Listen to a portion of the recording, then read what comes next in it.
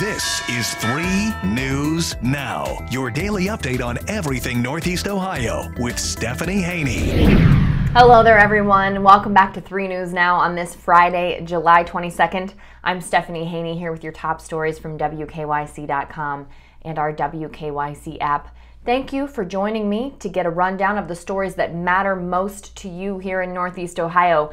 These are the stories that you are clicking on, reading, and sharing. We take them directly from our analytics and bring them to you here in this rundown. So let's start with an update on President Joe Biden's health.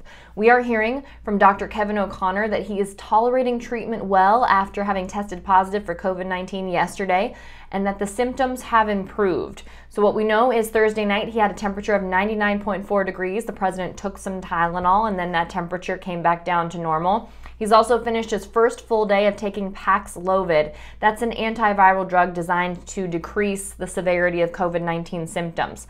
In the update today, the doctor said that the president now has a runny nose, he's feeling fatigued, and has a loose cough, and his voice is deeper than it was yesterday. Dr. O'Connor also said that the president is fully vaccinated and has had 2 COVID-19 vaccine booster shots, and so he's maximally protected. So he anticipates that he'll respond very well to the Paxlovid treatment, as most maximally protected patients do, and then went on to say that there's been nothing so far in the course of his illness that would make him anticipate anything different. Now let's talk about the former President Donald Trump and the January 6th hearing that was broadcast last night in prime time. Now this is the last hearing that we expect to see for the summer, with more planned for the fall once the breaks end on Capitol Hill in Washington, D.C. And someone that we heard from yesterday was Deputy Press Secretary Sarah Matthews, and you may or may not be aware that she's actually from Northeast Ohio. She graduated from North Canton Hoover High School and also Kent State University, and the subject of her testimony yesterday before the hearing committee was about her resigning hours after the insurrection on January 6th. She had worked for multiple Republican committees on Capitol Hill before becoming a communications staffer on former President Donald Trump's re-election campaign. That was in June of 2019. There, she met Kayleigh McEnany, and Kayleigh McEnany was later appointed White House press secretary of April 2020. So Matthews then was a handful of campaign workers who joined her team in the White House later to become deputy press secretary, and that was the position that she had resigned from on January 6th, 2021. So what was talked about last night was the 3 hours and 7 minutes between Trump's speech and then finally telling supporters to go home. And in that time, the crowd stormed the Capitol and forced members of Congress and Vice President Mike Pence to evacuate. Matthews talked about a tweet that Trump sent claiming Pence, quote, didn't have the courage to do what needed to be done, referring to overturning election results, which is something that Vice President Mike Pence could not do. She testified yesterday, I thought that the tweet about the vice president was the last thing that was needed in that moment. It was essentially him giving the green light to these people, telling them that what they were doing at the steps of the Capitol and entering the Capitol was okay. She went on to say that based on her experience, Trump supporters, quote, truly latch on to every word and every tweet that he says. She talked about being fearful that the president was, quote, pouring gasoline on the fire. So she took the initiative and decided to talk to Kayleigh McEnany and ask about Trump condemning the riots and asking people on the Capitol to go home. And at that point, she said Kayleigh McEnany went and talked to the president. And then minutes later, the president did tweet, and he had posted to support our Capitol Police and law enforcement and, quote, stay peaceful. Now that stay peaceful language was key as part of her testimony. She said that she didn't think that went far enough, and McEnany looked at her and said in a hushed tone, quote, shared with me that the president did not want to include any sort of message of peace in that tweet. She said that there was a back and forth and going over different phrases to find something that he was comfortable with, and it wasn't until Ivanka Trump suggested the phrase, stay peaceful, and he finally agreed to it. Lots of moments from yesterday's January 6th hearing. We do have that full hearing on WKYC.com. Now turning here to Northeast Ohio, the trial is scheduled to begin on Monday for the woman who is charged with killing Cleveland police officer Shane Bartek. Her name is Tamara McLeod. She's 18 years old, and it'll be Monday, July 25th at 9 a.m. when that trial takes place in the Cuyahoga County Court of Common Pleas. She's been in custody for months since her arrest in the New Year's Eve shooting death of Officer Bartek. She has pleaded not guilty to multiple charges, including aggravated murder, and aggravated robbery, among others.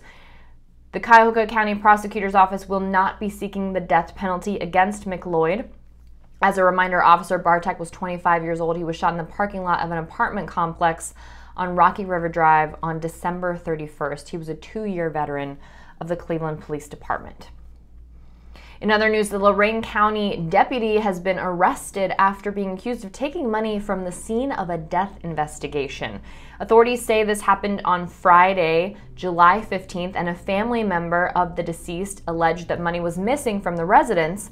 The Lorain County Sheriff's Office reported today that they took a look at the reports and determined that only one deputy had been alone in the room where the money was allegedly taken. And then on investigating the complaint, it was reported that former Deputy Dylan Hazard confessed to an investigator and turned over an undisclosed amount of cash. So we don't know how much money we're talking about here, but he was booked in the Lorain County Jail and released on his own recognizance.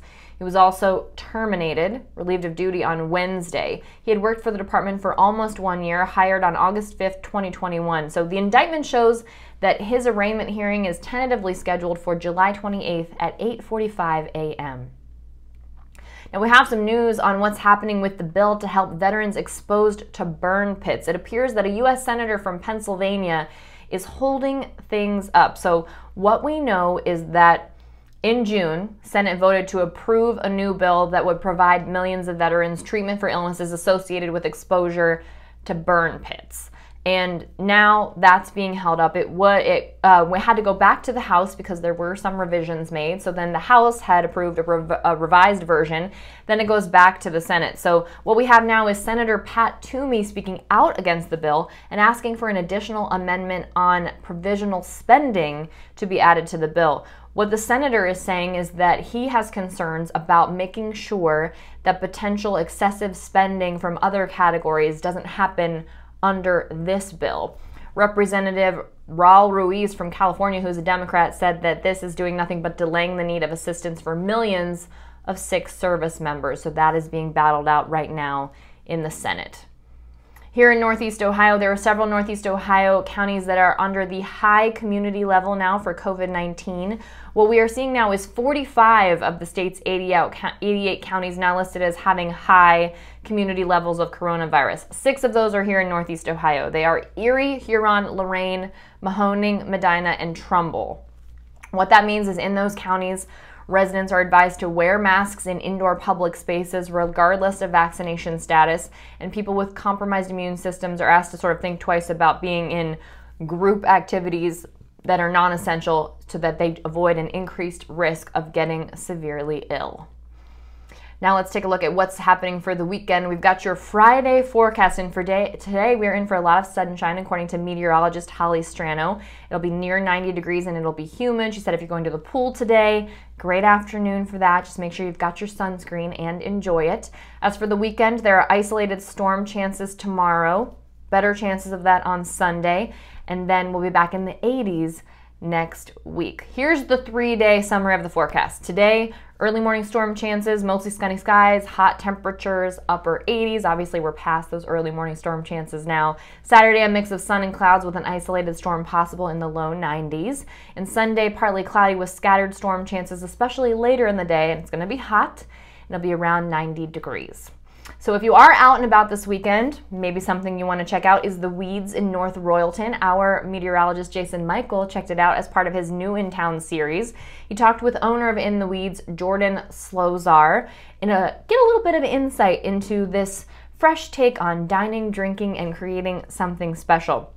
Jordan told him that he's been in the restaurant industry for a long time and in the floral industry for about 5 years. So with the name like In the Weeds, you kind of get the vibe that we're going with here.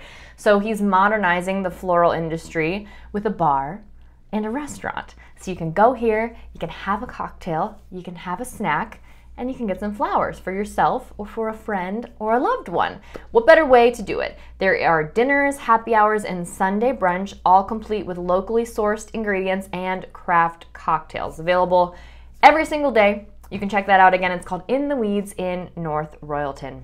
One more thing to let you know before we go here on this Friday, the Cleveland MetroParks Zoo has announced the birth of a baby rhino, and you can help name that new little baby rhino. It's an eastern black rhino calf, and she was born on July 9th. Her mom, Kabibi, is doing well, so is the calf. This is Kabibi's third calf and her second calf with Dad, Forrest.